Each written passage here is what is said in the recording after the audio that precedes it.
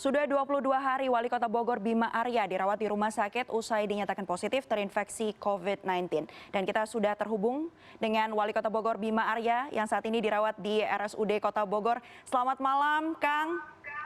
Selamat malam, Maifri. Bagaimana nih Kang kondisinya saat ini? Terakhir kemarin informasinya melakukan tes swab dan apa hasilnya? Kira-kira akan keluar kapan, Kang?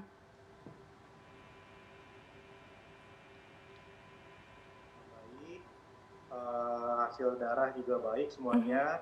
Ya, tinggal kita masih menunggu hasil swab lagi. Jadi kemarin baru di swab lagi dan insya Allah sekarang dalam posisi menunggu hasil swab tadi.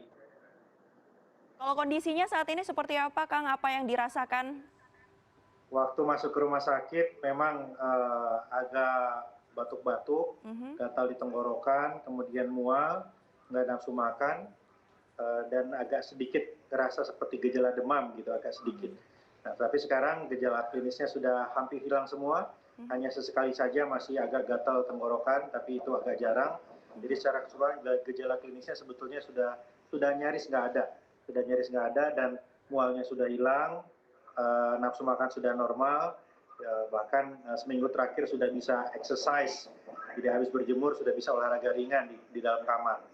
Iya, saya lihat beberapa postingannya ini di sosial media ya, Kang, yang selalu Kang Bima Arya ini bagikan kepada warganet follower dari Kang Bima Arya. Sebenarnya apa saja sih Kang yang dilakukan atau apa saja penanganan medis yang diberikan oleh petugas kesehatan selama Kang Bima ada di dalam rumah sakit?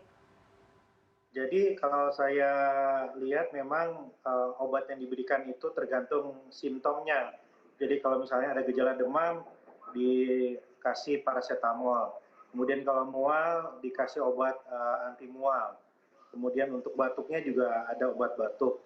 Plus ada obat antivirus ya, oseltamivir atau Tamiflu itu juga. Kemudian yang lebih banyak sebetulnya adalah vitamin. Jadi awal-awal seminggu pertama sempat disuntikan vitaminnya, vitamin dan obat mual itu sempat disuntikan juga supaya bisa langsung masuk ke pembuluh darah gitu. Kemudian sehari ada barangkali 5 kali saya dicek suhu tubuh, tensi, saturasi darah, gitu. Itu dicek terus dimonitor. Kemudian 2 hari sekali pasti diambil darah. Nah, kira-kira itu rutinitas selama 3 minggu di rumah sakit ini. Sudah masuk ke hari ke-22 ya Kang berarti hari ini. Kalau pemenuhan dari gizinya sendiri seperti apa Kang? Apa saja menu makanan yang sehari-hari diberikan oleh pihak rumah sakit? Kalau di rumah sakit standar ya, jadi selalu ada buah naga, jeruk, kemudian pepaya atau melon, selalu ada sayur, ada daging gitu. Jadi biasalah menu rumah sakit yang saya yakin pasti memang sudah dihitung semuanya gizinya. Tapi dari rumah juga saya sering dikirim tambahan-tambahan, karena kalau dari rumah sakit aja saya merasa nggak cukup. Jadi dari rumah lah ditambah berbagai macam sayur, buah, ada lagi daging kadang-kadang gitu. Jadi bahkan di rumah sakit ini saya naik hampir 3 kilo, Maifri. Oke.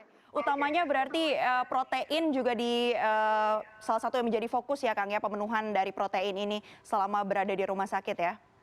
Iya, dan yang memang paling penting sebetulnya pola konsentrasi supaya bisa nyenyak istirahat dan bisa tidur.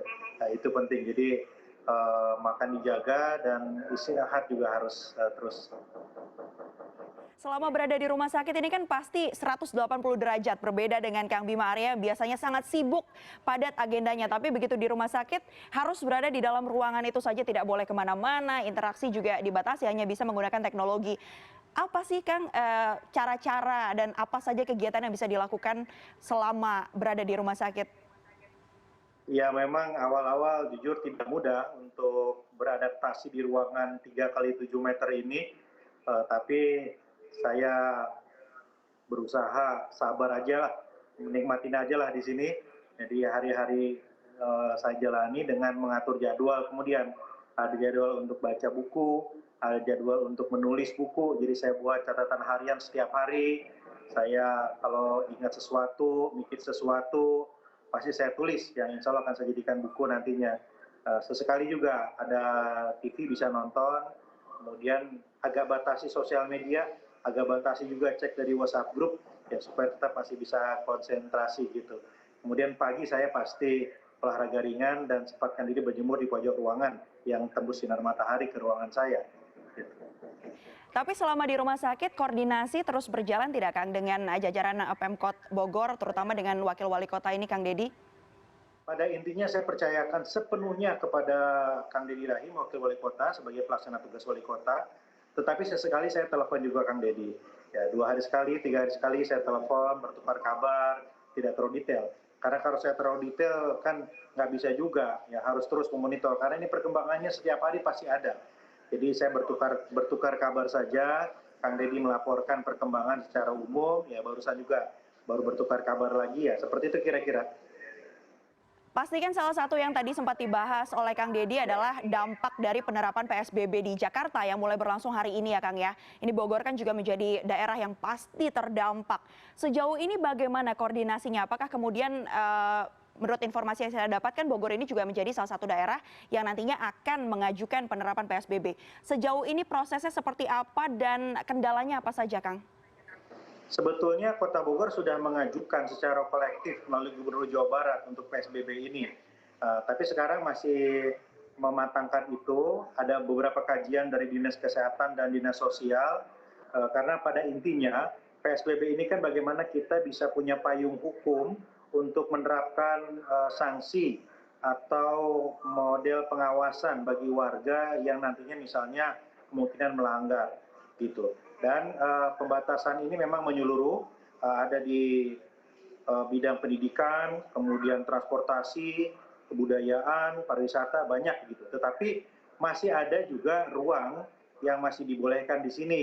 Ya misalnya kalau untuk kesehatan, kemudian bidang pangan, bidang energi, nah itu masih ada hal-hal yang masih diatur di situ. Nah saya kira inilah bedanya antara lockdown dan PSBB. PSBB itu pembatasan secara ketat, ada juga penegakan hukum di situ, tetapi masih ada aktivitas yang memungkinkan di sini. Oke, tapi kalau sejauh ini dari PSBB yang sudah diajukan begitu, apa nih Kang poin utama? Ada pembedanya kah dengan PSBB yang dilaksanakan di Jakarta? Jabodetabek ini kira-kira mengadopsi apa yang diimplementasikan di Jakarta.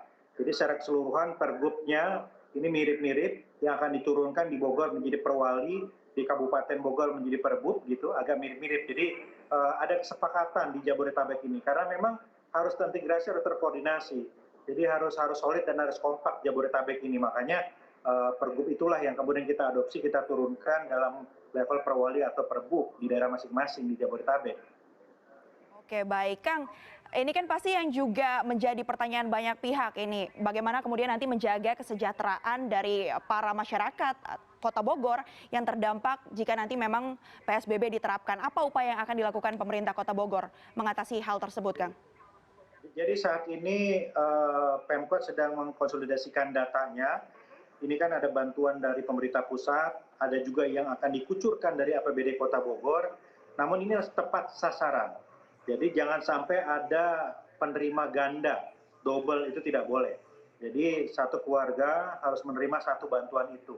Nah ini kan di skema kita kan ada program keluarga harapan gitu ya, kemudian ada rastra, nah, kemudian ada juga yang kita hitung yang kira-kira akan sangat terdampak dari wabah COVID ini di sektor informal, di sektor online dan lain-lain. Nah, ini sedang kita hitung sekarang supaya tepat sasaran semuanya. Nanti kita coba berbincang lagi terkait dengan hal ini ya Kang ya, begitu nanti hasilnya sudah keluar begitu.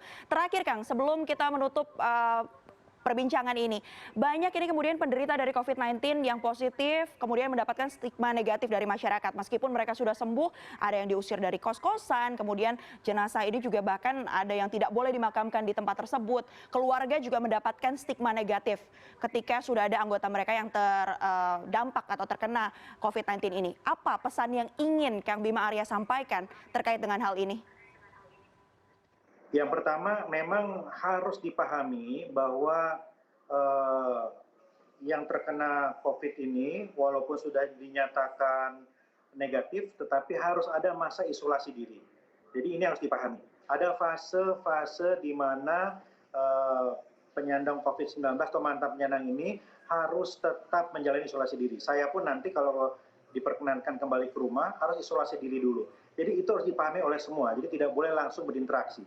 Namun, ya ketika masa isolasi itu sudah, ya artinya warga juga harus bisa menerima seperti sebelumnya.